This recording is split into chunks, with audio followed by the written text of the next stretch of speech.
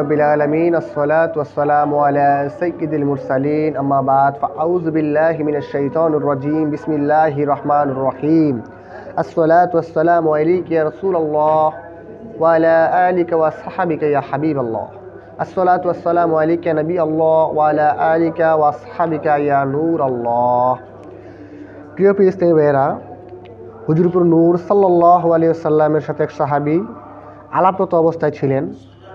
তখন ওহী আসলো, এই ব্যক্তি যে আপনার সাথে কথাবার্তা বলছে তার বয়স শুধুমাত্র আর 1 ঘন্টা বাকি আছে, অর্থাৎ তার হায়াত আর মাত্র 1 ঘন্টা বাকি আছে।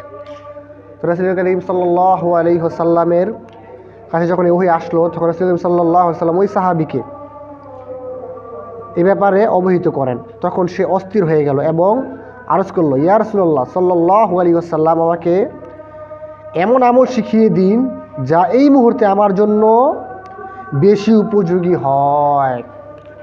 রাসূল করিম সাল্লাল্লাহু আলাইহি ওয়াসাল্লাম ওই সময় কি আদেশ করলেন এই সাহাবীকে, আসুন আমরা জেনে নিই। রাসূল করিম সাল্লাল্লাহু আলাইহি ওয়াসাল্লাম তখন ওই সাহাবীকে ইরশাদ করলেন, তুমি ইলমি দ্বীন অর্জন করার মধ্যে ব্যস্ত হয়ে যাও। এবং মাগরিবের পূর্বে তিনি ইন্তেকাল করেন। বর্ণনাকারী বক্তব্য হচ্ছে, ইলম অর্জন থেকে অন্য কোনো জিনিস যদি উত্তম হতো তবে হুজুরপুর নূর সাল্লাল্লাহু আলাইহি ওয়াসাল্লাম ওই সময়ে ওই ব্যক্তিকে অন্য কাজের আদেশ দিতেন। প্রিয় ইসলামী ভাইয়েরা, আমরা এখান থেকে জানতে পারলাম যে ইলমি দ্বীন অর্জন করার কতটা গুরুত্ব রয়েছে। দেখেন, একজন লোক মারা যাবে, তার জন্য আমরা কি করতাম? হয়তো কানে লা ইলাহা ইল্লাল্লাহ পড়তাম, হয়তো বা তাকে কোরআন তেলাওয়াত শুনতাম কানে।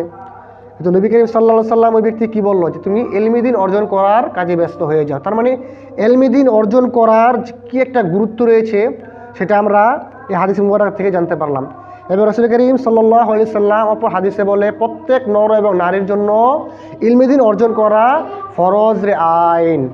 আল্লাহ তাআলা আমাদের সকলকে ইলমি দ্বীন অর্জন করার তৌফিক দান করুক। সাল্লু আলাল হাবিব সাল্লাল্লাহু তাআলা আলা মুহাম্মদ সাল্লাল্লাহু আলাইহি ওয়াসাল্লাম।